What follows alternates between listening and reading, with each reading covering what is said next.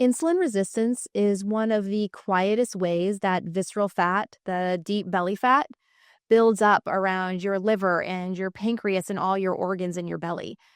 And the truth is that most people never hear that you can correct it faster than most doctors believe, without extreme dieting, without medications. Like the speed at which you can reverse this deep belly fat and the negative impact it has on your health is so fast. Now, if you feel foggy after meals, if you crash in the afternoon, if you carry the stubborn fat that refuses to move specifically in the belly area, these 5 shifts can change everything for you. They transform thousands of my clients inside PhD weight loss, and these shifts could be the missing piece for you. By the way, I'm Dr. Ashley. I'm a PhD nutritionist and registered dietitian. I'm the owner and founder of PhD Weight Loss and Dr. Ashley Wellness. And my goals for you here on this channel are to give you the informational pieces you need to create good, positive change in your own life. Hey, really quickly, if you're interested in hydrating yourself optimally and want to do it in an efficient and effective way, I created an Electrolyte Plus mix just for that. It's called Dr. Ashley's Electrolyte Plus, creative, I know. And it's crafted with essential electrolytes, vitamins, and minerals for maximum absorption. With patented forms of zinc and vitamin C, it supports immune and adrenal function. Plus, chromium picolinate regulates healthy blood sugar levels while helping to curb those cravings. Say goodbye to headaches and fatigue. Visit drashleywellness.com and use code Ashley10 for 10% off your first purchase or 20% off your first subscription order with free shipping. Plus, enjoy 30-day money-back guarantee. Now, back to the episode. So let's dive into these 5 shifts that melt the visceral fat, that melt the deep belly fat, and reverse your insulin resistance faster than you ever could think imaginable. So shift number 1 is to stop grazing and give insulin a chance to drop. So most people think that snacking keeps the metabolism running.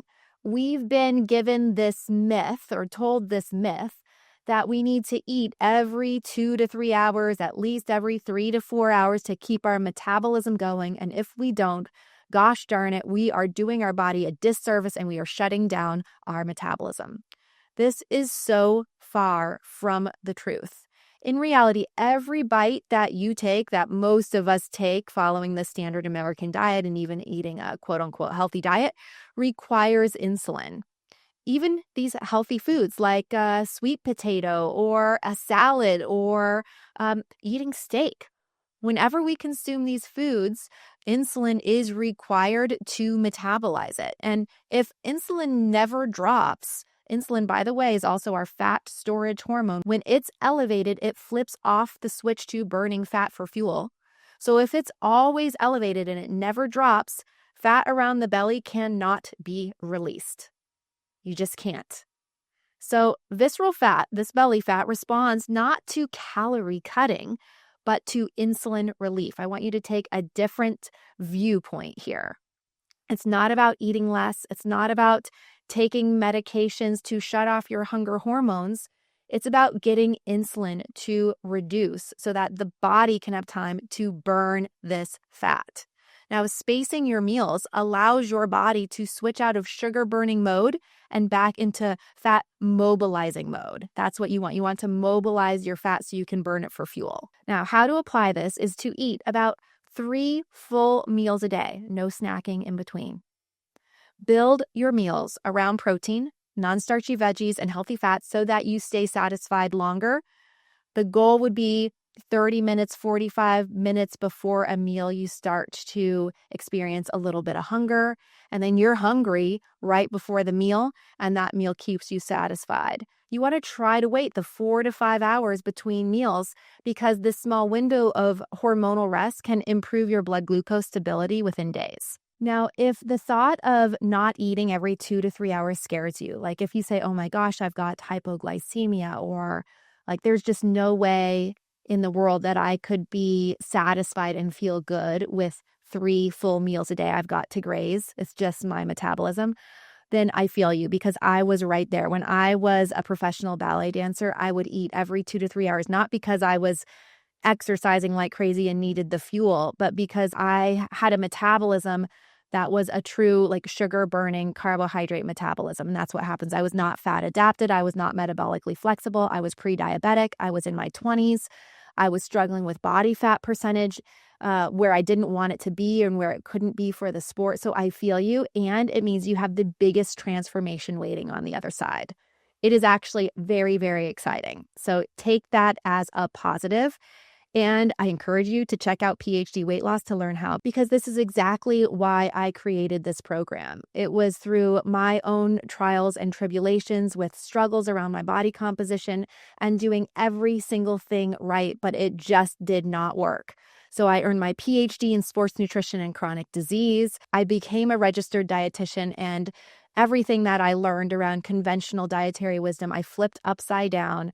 And what you will learn during this program will blow your mind and totally change your life and your body. So if you are listening to this on a podcast platform, go check out myphdweightloss.com to learn more.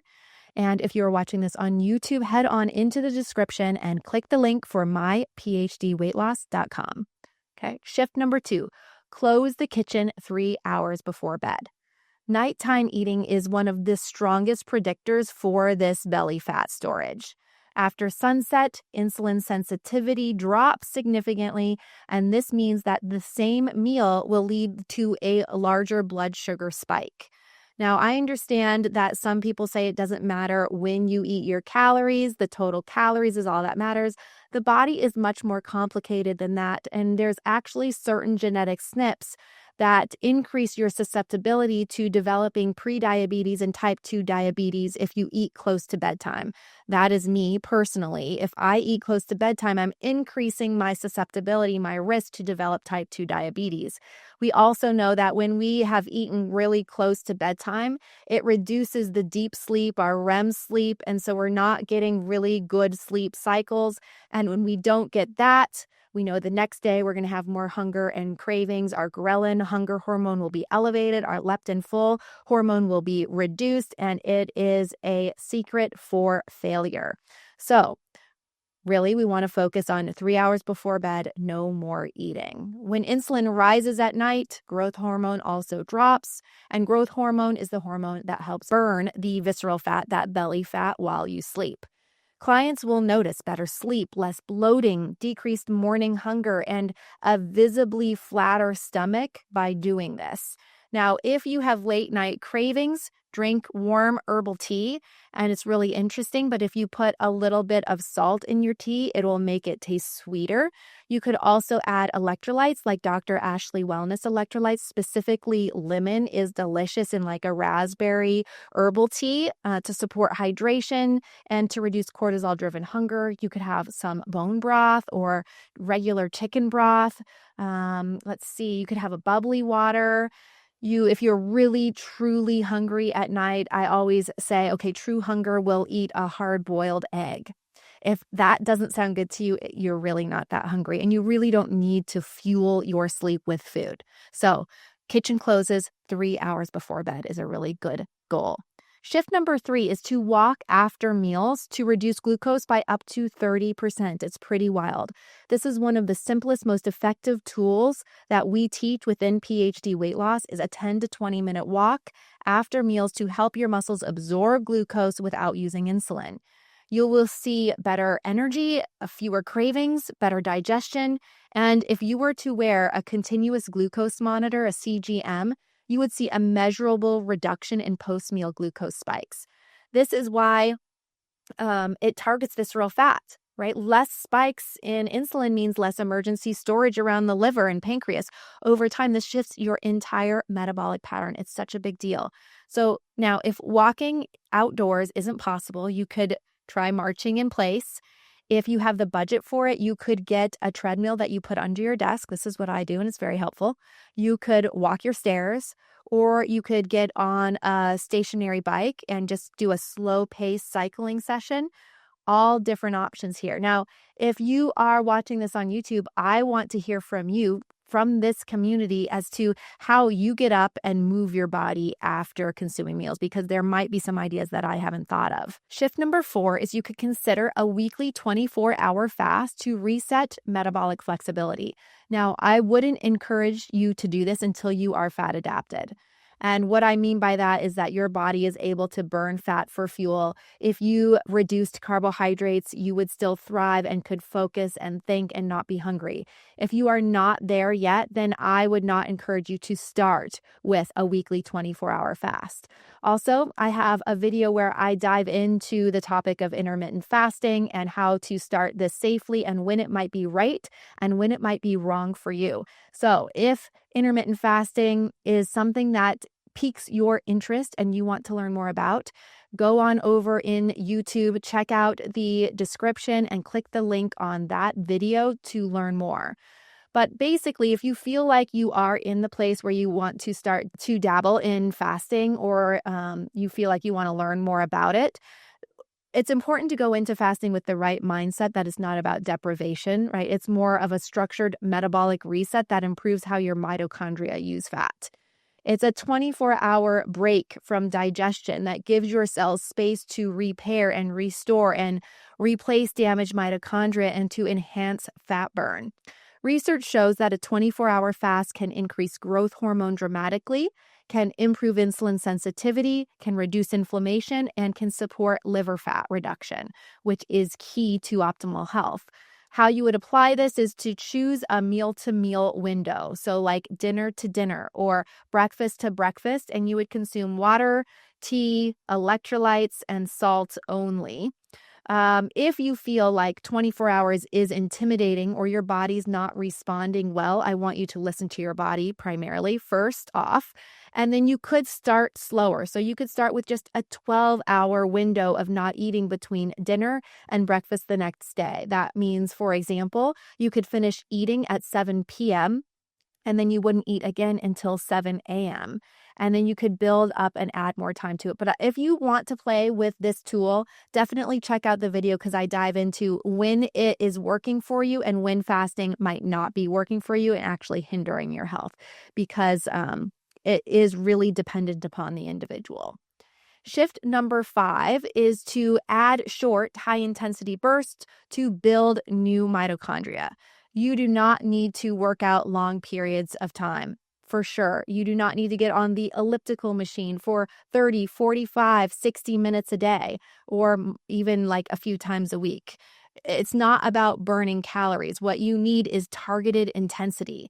A single 10-second, 15-second, maybe 20-second max all-out effort can improve insulin sensitivity for hours afterwards. HIIT, which stands for high-intensity interval training, increases mitochondrial biogenesis, which means you're going to create more mitochondria. More mitochondria means that your body can burn more at rest, especially from the belly area, especially from that visceral fat storage. So how you can apply this is think of a 10 to 20 second sprint and then a 90-second rest, and repeat that 3 times and do it twice a week. So this could be a 10 to 20 second sprint on a bike, on a rowing machine, in the pool sprinting, on the elliptical. But again, so think of this instead of that 45-minute or 30-minute moderate intensity elliptical workout. You're on there. I think it's hardest to do on the elliptical. For me, it hurts my hip flexors trying to go that fast. So I prefer a stationary bike. You could also use your feet and do it outside. My knees would explode. So if you're like me, I really would encourage the bike. You get on there and that 10 to 20 seconds is all out, like as hard as you can go. And then you take time to rest and recover. All right. And then just some quick additional steps on how to burn the visceral belly fat. 1, increase your protein intake. Higher protein meals stabilize blood sugar. You know this. They reduce crashes that lead to snacking. Number 2 is strength train twice a week at a minimum. More muscle means better glucose disposal, less organ fat, less belly fat accumulation. Number 3 is keep daily carbs under 100 grams. This will speed your results, especially when you are struggling with fat around the belly. And then number 4, prioritize electrolytes. Balanced minerals will help to reduce the biological stress load on your body, which will help to reduce hunger, will stabilize energy, and support metabolic repair. Good hydration with electrolytes is key in this.